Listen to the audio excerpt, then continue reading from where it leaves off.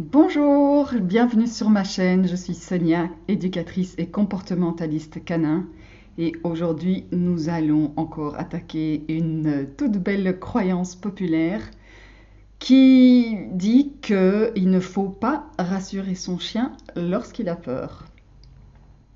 Il y a de plus en plus d'éducateurs et de comportementalistes qui ont décidé qu'il ne fallait pas rassurer un chien qui a peur des feux d'artifice, c'est d'actualité, et de tout autre bruit soudain qui pourrait lui faire peur, parce que si on le rassure, on le conforte dans l'idée qu'il a raison d'avoir peur.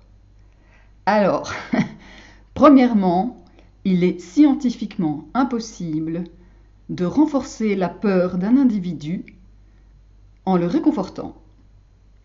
Deuxièmement, votre chien vous considère comme une ressource qui va lui apporter la satisfaction de ses besoins fondamentaux, comme la sécurité. C'est très important pour un chien de se sentir en sécurité. Si votre chien se blesse, vous allez réagir, vous allez le réconforter, vous allez l'amener chez le vétérinaire. Pourquoi certains éducateurs et comportementalistes et autres professionnels du milieu canin vous disent oui, mais s'il souffre mentalement, n'en faites pas état. Votre chien comprend du coup que vous n'êtes pas une personne qui va assurer sa sécurité, que vous n'êtes pas là lorsqu'il est en panique, il ne va pas comprendre pourquoi. Dès lors, vous risquez de briser le lien de confiance que vous avez avec votre animal. Et cela peut même dégénérer au point où, si vous vous promenez avec lui en forêt et qu'il entend à nouveau des bruits qui l'ont traumatisé, qui lui rappellent la panique dans laquelle il était, que ce soit un abattage d'arbres, ça fait du bruit, des pétards, un coup de feu si quelqu'un chasse,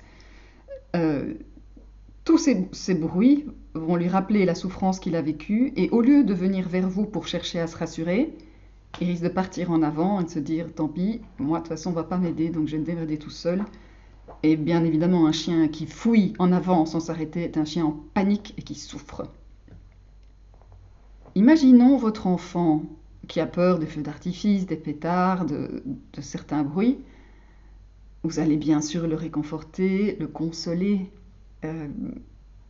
Alors, le chien n'est pas un humain, mais c'est un être pourvu de sensibilité, qui a des neurotransmetteurs, sérotonine, endorphine.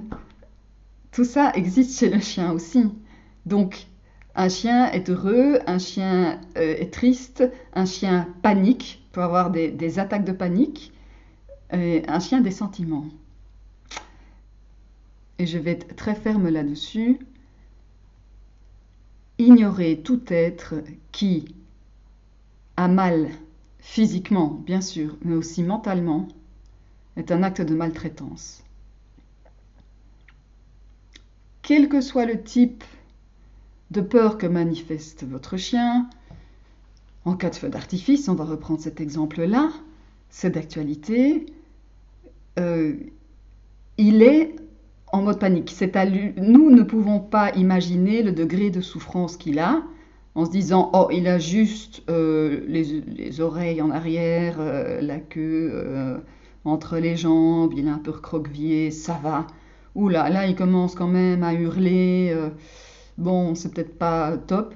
Quelle que soit la réaction du chien face à sa peur, il éprouve de la peur et de la panique. Donc, on ne peut pas juger pour lui si son attitude est OK ou pas. Chaque chien qui souffre doit être réconforté. Alors, il y a des chiens qui vont carrément en dessous des tables, qui se cachent dans un endroit où ils se sentent un peu plus... ils ne savent pas où aller, mais là, ils se disent « je suis peut-être un peu plus en sécurité ici ». C'est pas pour ça qu'il faut l'ignorer. N'allez pas vers lui, ne le prenez pas dans vos bras s'il n'en a pas envie. S'il vient vers vous, réconfortez-le. Et s'il ne vient pas vers vous, rien ne vous empêche de le rassurer vocalement. À moins d'avoir un chiot qui a vécu tout ça, C'est le cas de Simone, je l'ai eu en décembre. Du coup, feu d'artifice, bruit, était là, je m'en fiche. Mais c'est pas pour ça que quand il y en a un peu trop, elle cherche du réconfort. Et alors c'est très mignon parce qu'elle se rapproche de mon chat. Mais je suis à côté, au cas où. Et donc elle s'entraide. Mais je reste tout près. Si vous avez un jeune chien ou même un chien adulte, une des désensibilisations possibles est de faire entendre des bruits. Il existe pléthore de vidéos, bruit chiot, qui s'appelle bruit chiot, où il passe plein de sons que le chien sera amené à entendre tout au long de sa vie. Bien évidemment, cela se travaille progressivement et vous devez faire appel à un professionnel pour vous accompagner, bien évidemment, pour autant que cette personne soit spécialiste en éducation positive et les compétences nécessaires pour travailler ce trouble. Nous reviendrons encore sur cette idée comme quoi il ne faut pas rassurer un chien qui a peur dans d'autres circonstances. Parce que oui, les chiens peuvent avoir peur d'autres chiens, peuvent avoir peur de certains sons, de leur environnement, des humains. Il y a autant de chiens qu'il y a de peur. En attendant, abonnez-vous à ma chaîne pour ne rien rater des nouvelles vidéos. Et puis, ça reste entre nous.